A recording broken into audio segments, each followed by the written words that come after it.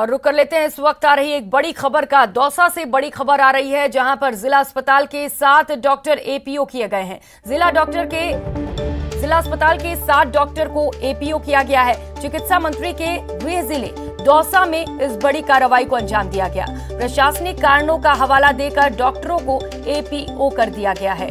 तो आपको बता दें जिन जिन डॉक्टरों को एपीओ किया गया है इसमें डॉक्टर दीपक शर्मा, डीएन शर्मा, राजेश गुर्जर, मनोज ऊंचवाल, ये वो तमाम नाम है, ये वो तमाम डॉक्टर्स हैं जिनको एपीओ किया गया है। तो इसमें तमाम डॉक्टर्स के नाम शामिल हैं। अशोक मीना भी इसमें शामिल है, रकम सिंह और अर्चना मीना भी, ये वो तमाम डॉक्टर्स हैं जिनको एपीओ कर दिया गया है।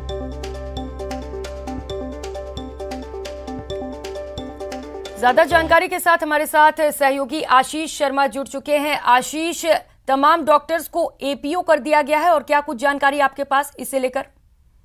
बिल्कुल, दौसा जिला अस्पताल में एक बड़ी चिकित्सा की जो सर्जरी की है, चिकित्सा मंत्री का ये गृह जिला है और यहाँ पर प्रसादी लाल मीणा का ये गृह जिला है और सबसे बड़ा अस्पताल है।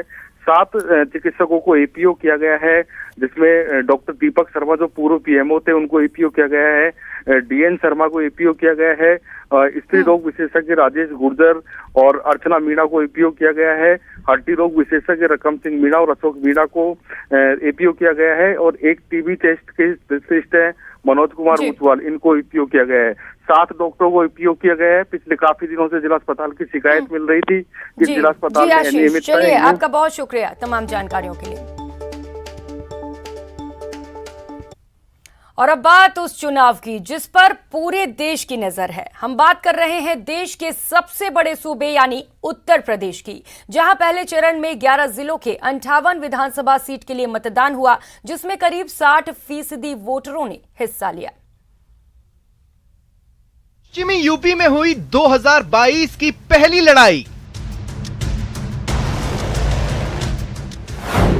11 जिलों की 58 सीटों पर हो गया मतदान। कौन मारेगा बाजी, किसका काम तमाम। आएगी साइकिल या खिलेगा कमल।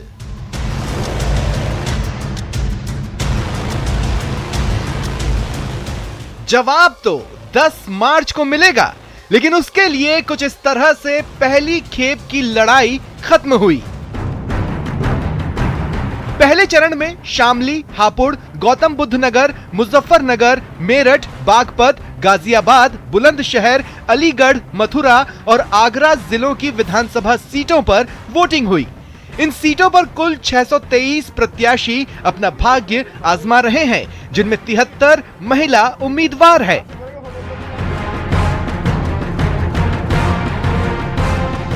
पहले चरण का ये मतदान पश्चिमी यूपी के 11 जिलों में हुआ, जिसमें करीब 60% मतदाताओं ने हिस्सा लिया। वोटिंग के मामले में फर्स्ट फेज में शामली ने बाजी मारी, जहां 66% से अधिक वोटिंग हुई।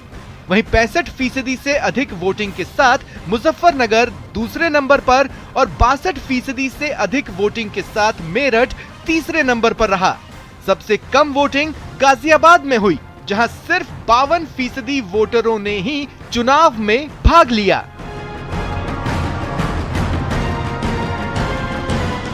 जिन 58 सीटों पर गुरुवार को वोटिंग हुई, वहां राज्य सरकार के मंत्री श्रीकांत शर्मा, सुरेश राणा, संदीप सिंह, कपिल देव अग्रवाल, अतुल गर्ग और चौधरी लक्ष्मी नारायण मैदान में हैं। बता दें कि बीजेपी पर 2017 के प्रदर्शन को दोहराने की उम्मीद की जा रही है। वहीं एसपी-आरएलडी अपने प्रदर्शन में सुधार लाने की आस में जुटी है। विधानसभा चुनाव 2017 में बीजेपी को पहले चरण में शामिल 58 सीटों में से 53 पर जीत मिली थी, जबकि समाजवादी पार्टी और बहुजन समाज पार्टी को 2-2 सीटें मिली थीं। इसके अलावा एक सीट आरएलडी के हिस्से में गई थी। Bureau report, news 18 network. Budget सत्र का तीसरा दिन कैसा होगा ये कहना मुश्किल है, लेकिन आज हंगामे के बाद अंत सुलह के तौर पर हुई। हालांकि पूरे दिन सदन में कामकाज कम और सियासत ज्यादा देखने को मिला। सदन 4 बार स्थगित हुई, लेकिन समाधान नहीं निकला। बीजेपी विधायकों का निलंबन हुआ, फिर धरना और बाद में सुलह की खबर आई। देखिए बजट सत्र के दूसरे दिन की रिपोर्ट।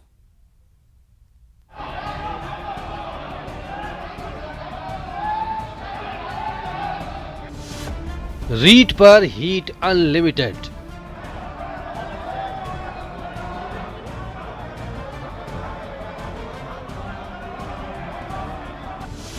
हंगामा, निलंबन, धरना, अब सुलह। हमें स्पीकर की व्यवस्था पे भरोसा है। उन्होंने नेता प्रतिपक्ष की मौजूदगी में बात की है। चारों सदस्यों को उन्होंने अलाउ किया है। कल सुबह 10 बजे विधायक दल की बैठक में आगे की रणनीति के बारे में विचार करेंगे। बजट सत्र का दूसरा दिन माननीयों के हंगामे के नाम रहा। क्या विपक्ष और क्या सत्ता पक्ष, सभी अपनी बातों पर अड़े रहे। ना बहस हुई न चर्चा। पहले जमकर हंगामा हुआ, मर्यादा की सीमा लांघी गई, कार्रवाई हुई, विरोध में धरना हुआ और थोड़ी देर के बाद ऑल इज वेल का संदेश आ गया। पहले स्पीकर की अपील को अनसुनी करने वाली बीजेपी स्पीकर के फैसले पर भरोसा जता रही है। रीट पर सीबीआई जांच की मांग जारी है, लेकिन लगता है कि तेवर थोड़े नरम हो गए हैं। हमारा विरोध का तरीका जायज है। लोकतांत्रिक तरीके से अपनी बात कह रहे थे और लाखों बेरोजगारों के भविष्य को दृष्टिगत रखते हुए रीट में जो धांधली हुई, उसमें उन विद्यार्थियों को ये भरोसा देना है कि जो लोग दोषी हैं उन तक एसओजी और सीबीआई पहुंचे और उनको दंडित करे। सवाल है कि रीट के परीक्षार्थियों के लिए इंसाफ की मांग सदन की मर्यादा के मुताबिक भी उठाई जा सकती थी, और अगर ऐसा होता तो इसकी नौबत ही नहीं आती। मैं आपसे निवेदन करना चाहता हूं कि ये सदन श्री रामलाल, श्री मदन दिलावर, श्री अविनाश गहलोत और श्री चंद्रभान आकिया को उस सेशन के दौरान, पूरे सेशन के दौरान उनको निलंबित किया जाना चाहिए। ये मेरा प्रस्ताव है। सदन की मर्यादा तार तार हुई। नोक झोंक, हाथापाई जैसी नौबत के बाद बीजेपी के 4 विधायकों के खिलाफ कार्रवाई हुई।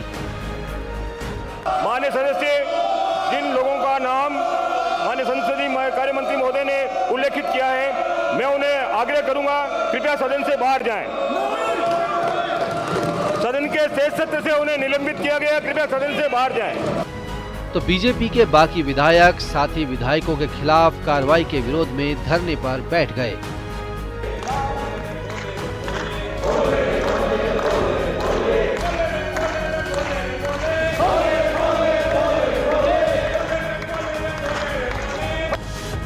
इससे पहले सदन में रीट पर ब्लैक पेपर को लेकर मंत्री खाचरियावास और बीजेपी के रामलाल में झड़प हुई। विधायक रामलाल से खाचरियावास ने ब्लैक पेपर छीन लिया, तो मंत्री अर्जुन बामनिया की रामलाल से तीखी नोकझोंक हो गई। वहीं खाचरियावास ने बीजेपी पर रीट के मामले को लेकर राजनीति करने का आरोप लगाया, तो सदन के उपनेता राजेंद्र राठौड़ ने साफ कर दिया कि लाखों छात्रों के लिए बीजेपी लड़ाई लड़ रही है।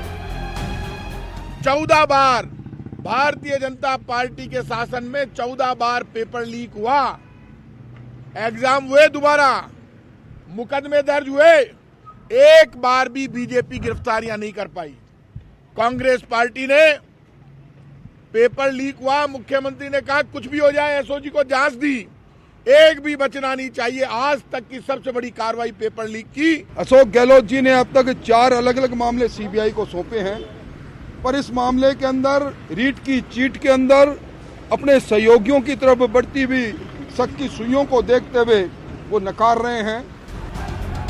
दरअसल बजट सत्र के दूसरे दिन कार्यवाही शुरू होते ही गुलाबचंद कटारिया के नेतृत्व में बीजेपी के विधायकों ने सीबीआई जांच की मांग को लेकर हंगामा शुरू कर दिया। कटारिया के साथ ही सतीश पूनिया, राजेंद्र राठौड़ ने भी मोर्चा संभाला, तो विधायक मदन दिलावर को सभापति ने कई बार चेतावनी भी दी। आपको बता दें कि दूसरे दिन यूं हंगामे की भेंट चढ़ा सदन। प्रश्नकाल के साथ शुरू हुई कार्यवाही 11:40 पर स्थगित करनी पड़ी। 12 बजे कार्यवाही शुरू हुई तो 12:23 पर 2 बजे तक के लिए कार्यवाही स्थगित कर दी गई। 2 बजे कार्यवाही शुरू होते ही 3 बजे तक के लिए फिर स्थगित कर दी गई। 3:52 पर कार्यवाही शुरू हुई, लेकिन फिर 4:22 तक के लिए स्थगित कर दी गई और शाम 5 बजे कार्यवाही शुक्रवार सुबह 11 बजे तक के लिए स्थगित कर दी गई। Dinesh Sharma, news 18 network, Jaipur. यहाँ रुकेंगे एक छोटे से ब्रेक के लिए, लौटेंगे फौरन।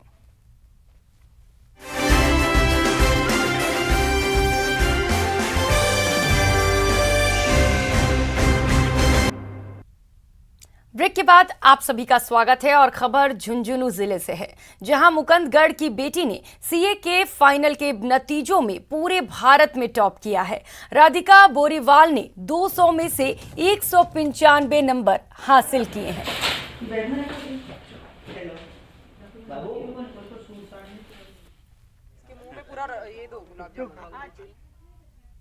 एक्सपेक्टेड एज सच, बट मेहनत पूरी की थी। रिजल्ट तो अब देखना है, पर गिव योर 100%। कभी भी ऐसे नहीं सोचना कि ये नहीं करना वो नहीं करना, हमेशा हर चीज़ करके जानी है। बाद में वो आता है या नहीं वो देखा जाएगा। मेरे को तो पूरा कॉन्फिडेंस था, मैं उसके हर पेपर की फीडबैक लेता हूँ हमेशा ये पेपर देने के बाद। अब आज भी इनको बच्चों को फिर भी ऐसा था कि फ़ोन आएगा नहीं आएगा। मैं सुबह से इनको बोल रहा था कि आज चेयरमैन सर का फ़ोन आएगा राधिका के मोबाइल पे, तो इसका फ़ोन फ्री रखना। और रुक करेंगे अगली खबर का। राजस्थान माध्यमिक शिक्षा बोर्ड की 3 मार्च से शुरू होने वाली परीक्षाएं आगे खिसक गई हैं। बोर्ड परीक्षाएं अब 24 मार्च से शुरू होंगी। बोर्ड सचिव मेघना चौधरी ने बताया कि नया परीक्षा कार्यक्रम जल्द घोषित किया जाएगा। बोर्ड की उच्च माध्यमिक स्तर की प्रायोगिक परीक्षाएं नियमित परीक्षार्थियों के लिए 15 से 28 फरवरी के बीच होंगी। ये परीक्षाएं विद्यालय स्तर पर आंतरिक परीक्षक लेगा।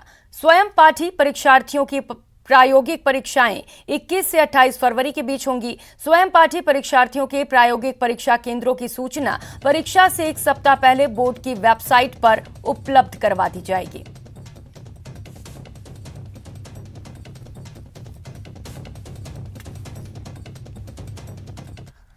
और अब आपको एक तस्वीर दिखाते हैं, जहां शिकारी खुद शिकार हो गया। दरअसल पेलिकन ने मछली पकड़ने के लिए जैसे ही पानी में डुबकी लगाई, कछुए ने उसकी चोंच पकड़ ली। करीब 50 सेकंड तक कछुए ने चोंच को जकड़े रखा। पेलिकन ने कछुए के कब्जे से जैसे तैसे चोंच छुड़ाई और छोटे टापू की ओर भागा, लेकिन कछुआ भी पीछा करते हुए टापू तक पहुंच गया और इस जंग में पेलिकन अपनी भोजन थैली गवा बैठा।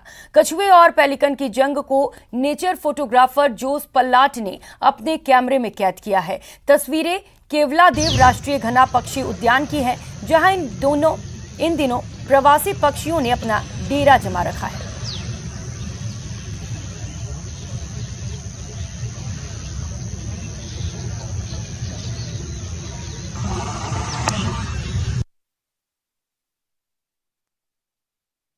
तो वेटलैंड्स के अंदर एक नॉर्मल प्रोसेस है, बायोलॉजिकल प्रोसेस है।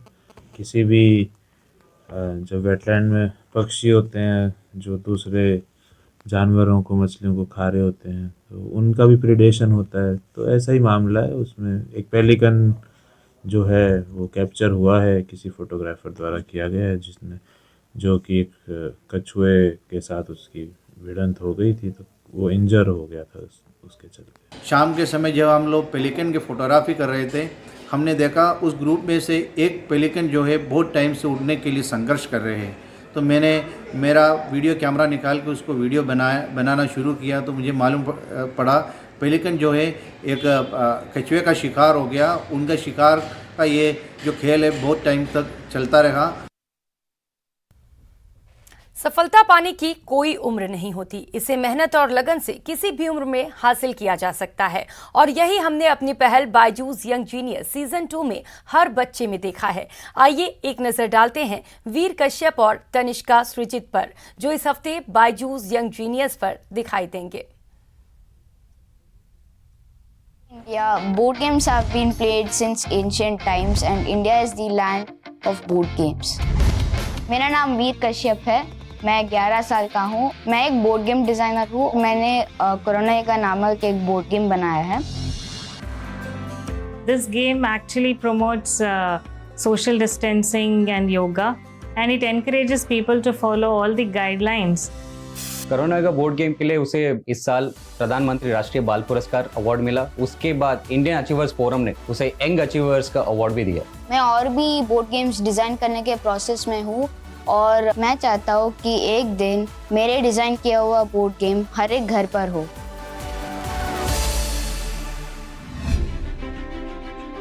नॉलेज इज पावर, उसका एहसास मुझे बहुत ही कम उम्र में हो गया था। मेरा नाम तनिष्का सुजित है, मैं 14 इयर्स की हूँ और मैं अभी BA साइकोलॉजी सेकेंड ईयर की स्टूडेंट हूँ। कॉलेज में तो मैं सबसे छोटी हूँ। जब मैं सबसे पहली बार कॉलेज गई थी तब मुझे बहुत ऑड लग रहा था कि सब बड़े बड़े हैं, मैं कैसे मैनेज करूँगी। उसकी एप्लीकेशन आई कि उसने 12th पास कर लिया है और फर्स्ट ईयर अब आपके यहाँ से करना चाहती है, तो एक बार सरप्राइज तो लगा, लेकिन जब मैंने उससे बात करी तो उसके लेवल ऑफ कॉन्फिडेंस को देख के मुझे ऐसा लगा कि नहीं, she is a deserving candidate. मेरे पापा 10th और 12th को कोचिंग पढ़ाते थे, तो उनकी बुक को देख के लगता था कि उनका कितनी अच्छी पढ़ाई है और मुझे उनके सम्स, उनके क्वेश्चन आंसर अच्छे लगते थे। तनिष्का जब 11 साल की थी तब उसने 10वीं की एग्जाम पास की और तनिष्का जब 13 साल की थी तब उसने 12वीं पास कर ली थी। 12वीं का रिजल्ट देखने के लिए उसके पापा नहीं रहे। यदि वो होते तो आज वो बहुत ज्यादा खुश होते और प्राउड फील करते। मुझे रुकना नहीं है, मुझे कम से कम उम्र में ज्यादा से ज्यादा चीजें अचीव करनी है।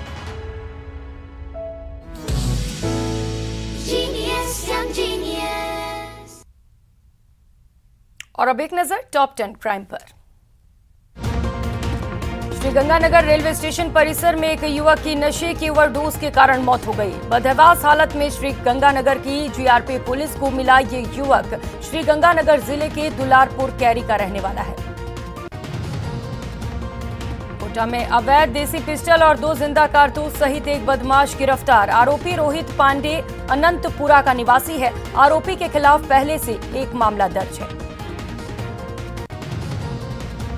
प्रतापगढ़ की कोतवाली थाना पुलिस ने मोटरसाइकिल चोरी के एक मामले में कार्रवाई करते हुए 2 आरोपियों को गिरफ्तार करने में सफलता हासिल की है।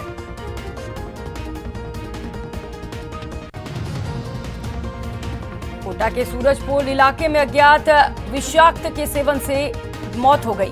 मृतका का पोस्टमार्टम कराने को लेकर अस्पताल में हंगामा हो गया। मामले को संदिग्ध मानते हुए कैथोनी पोल थाना पुलिस ने परिजनों से समझाइश की। अलवर में भृतहरि धाम पर महिला का हाथ पैर कटा शव मिलने के बाद महिला की शिनाख्त लापता महिला भूपसेडा के रूप में हुई। अब ग्रामीण अपराधियों की गिरफ्तारी की मांग पर अड़े हैं। बारा शहर के जगजीवन कॉलोनी में सूने मकान से चोर लाखों के जेवरात समेत 2.5 लाख रुपए नकदी लेकर फरार हो गए। इस दौरान परिवार के सदस्य मायथा भैरव जी के दर्शन करने पहुंचे थे।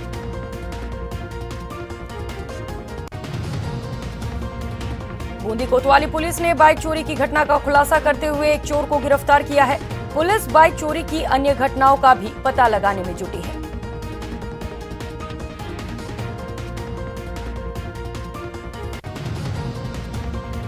डूंगरपुर जिले के दोवड़ा थाना क्षेत्र के पांतली गांव में 2 व्यक्तियों के झगड़े में कुछ ही घंटों के बाद एक व्यक्ति की संदिग्ध परिस्थितियों में मौत हो गई।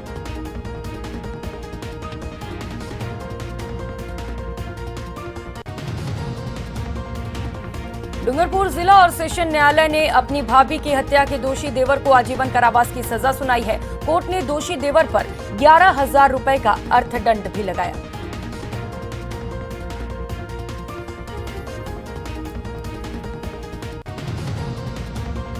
प्रतापगढ़ जिले में आबकारी विभाग द्वारा 25 जनवरी से 28 फरवरी तक अवैध शराब की धरपकड़ के लिए अभियान चलाया जा रहा है। इस अभियान के तहत आबकारी विभाग ने अब तक 135 ठिकानों पर दबिश देकर 18 आरोपियों को गिरफ्तार किया है।